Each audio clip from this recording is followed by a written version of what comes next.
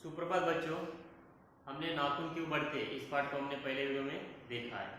तो इस पाठ पर आधार पर आज हम प्रश्न उत्तर देखने वाले। तो देखो, पहला प्रश्न यहाँ पे दिया है, सही विकल्प चुनकर वाक्य फिर से लिखिए। तो यहाँ पे दिया है प्रश्न, हर रिक्त स्थान दिन नाखून बढ़ जाते हैं। तो इसका उत्तर क्या है? हर तीसरे दिन नाखून बढ़ जाते हैं। अब देखो दूसरा है, आखिर नाखून इतने रिक्त स्थान क्यों है? इसका उत्तर क्या है? आखिर नाखून इतने बेहया क्यों है? इसका सही उत्तर है। अब यहाँ पे इसका उत्तर दिया है, हर तीसरे दिन नाखून बढ़ जाते हैं और आखिर नाखून इतने बेहया क्यों है। आगे प्रश्न है, देखो,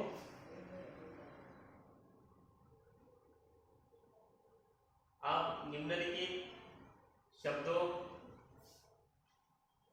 शब्दों के पर्यायवाची शब्द लिखने हैं। निम्नलिखित शब्दों के हमें पर्यायवाची शब्द यहाँ पे लिखने हैं। तो पहला जो शब्द है, देखो यहाँ पे दिया है पशुता। इसका जो पर्यायवाची शब्द आता है जानवर पर। दूसरा है हड्डियों, इसका आता है अस्थियों। तीसरा है वर्ष, इसका आता है साल। और चौथा है जरूरी यानी आवश्यक। ये पर्यायवाची शब्द है। अब दूसरा प्रश्न है, निम्नलिखित शब्दों के वचन पहचान कर लिखिए। इन शब्दों के वचन पहचान कर हमें लिखना है। अब देखो यहाँ पे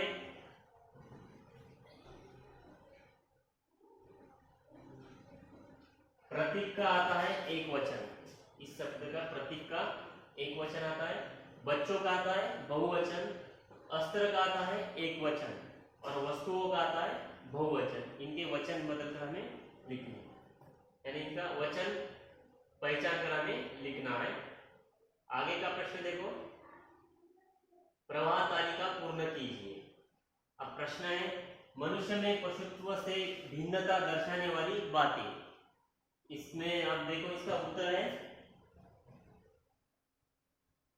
मनुष्य में संयम है, दूसरे के सुख दुख के प्रति संवेदना है, और श्रद्धा है, तप है, त्याग है।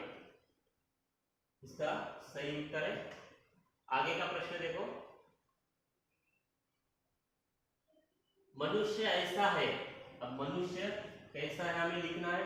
तो इसका उत्तर है, वह झगड़े टंटों को अपना आदर्श नहीं मानता। दूसरा, गुस्से में आकर चढ़ दौड़ने वाले अविवेकी को बुरा समझता है। आगे, मन वचन एवं शरीर से किए गए असत्याचरण को गलत मानता है। तो मनुष्य ऐसा है। अब आगे का प्रश्न देखो, निम्नलिखित कथनों को क्रमानुसार फिर से लिखिए। निम्नलिखित कथनों को हमें क्या करना है? क्रमानुसार क्या करने हैं? फिर से लिखने हैं। तो आप देखो यहाँ पे पहला आता है, नाखून हमारी पशुता के अवशेष है। मनुष्य पशु से किस बात में भिन्न है और मनुष्य किस ओर बढ़ रहा है? ये अस्त्र शस्त्र क्यों बढ़ रहे हैं? हमें इनका कथनों का हमें सही क्रम लगाना है।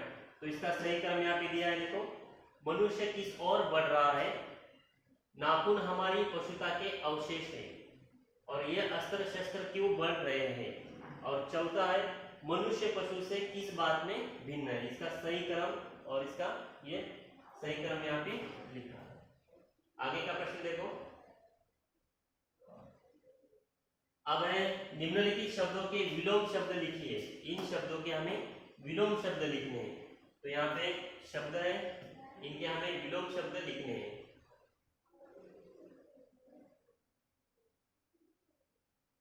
अब देखो, निर्बोध का विलोम शब्द सुबोध आता है। पशुता का विलोम शब्द मनुष्यता आता है। अर्थ का विलोम शब्द अनर्थ और सुख का विलोम शब्द दुख, यानी विरुद्ध अर्थ शब्द हमें लिखे। अब देखो, परिच्छेद में प्रयुक्त शब्द युग्म लिखिए। शब्द युग्म आपको मालूम है, परिच्छेद में से हमें ढूंढ कर लिखने। तो यहाँ पे दिया है अस्त्र शस्त्र, शब्द युग्म कहते हैं।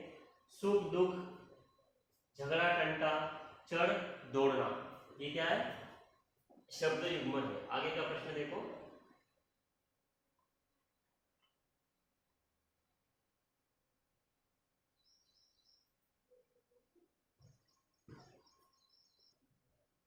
अब देखो उत्तर लिखिए। मनुष्य की चरितार्थ इन दो बातों में है। अब किन दो बातों में मनुष्य की चरितार्थता, इन दो बातों में मैत्री और त्याग में। यहाँ पे लिखना है मैत्री और त्याग में।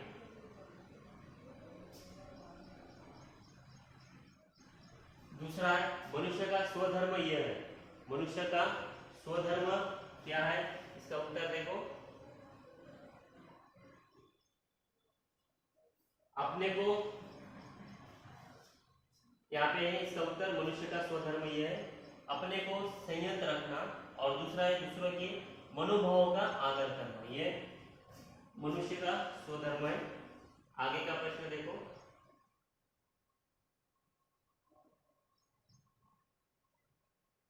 नाखून बढ़ना और उसे नहीं बढ़ने देना इसकी निशानी है। नाखून बढ़ना और उसे नहीं बढ़ने देना है मनुष्य की निशानी है। इसका उत्तर है मनुष्य के भीतर की पशुता की, मनुष्य की अपनी इच्छा और अपने आदर्श की। ये क्या है, नाखून बढ़ना और उसे नहीं बढ़ने देना इनकी निशानी है। आगे का प्रश्न है देखो, वाक्य पूर्ण कीजिए। मनुष्य में जो घृणा है, जो अनायास बिना सिखाए आ जाती है, वह, इसका सही उत्तर क्या है, वह क्या है, पशुत्व का द्योतक है। दूसरा देखो, नाखून बढ़ते हैं तो बढ़े मनुष्य रिक्त स्थान। इसका उत्तर है नाखून बढ़ते हैं तो बढ़े, मनुष्य उन्हें बढ़ने नहीं देगा। इसका सही उत्तर है। आगे देखो, अब इन शब्दों के हमें अर्थ लिखने हैं। इन शब्दों के हमें अर्थ यहाँ पे दिए। मैत्री का है मित्रता, लुप्त का आता है गायब, और द्योतक का आता है प्रतीक, चरितार्थता का आता है सार्थकता। इन शब्दों के अर्थ यहाँ पे दिए गए हैं। तो और देखो आगे प्रश्न है, परिच्छेद में प्रयुक्त उपसर्ग युक्त शब्द ढूंढकर मूल शब्द और उपसर्ग अलग करके लिखिए। परिच्छेद में से उपसर्ग युक्त शब्द ढूंढकर मूल शब्द और उपसर्ग अलग करके लिखना है।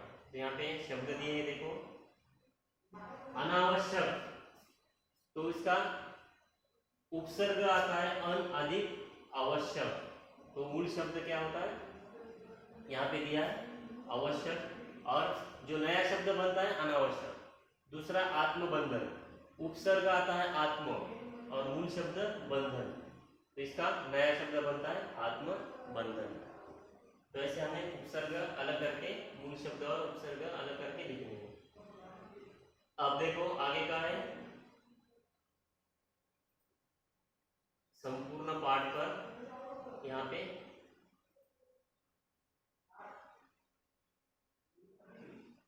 प्रतीक लिखिए। अब देखो यहाँ पे दिया है नाखूनों को बढ़ना, क्या है, जंगलीपन का प्रतीक है, पाशवी प्रवृत्ति का प्रतीक है, और पशुता के अवशेष और घृणा का प्रतीक है। नाखूनों का बढ़ना इनके,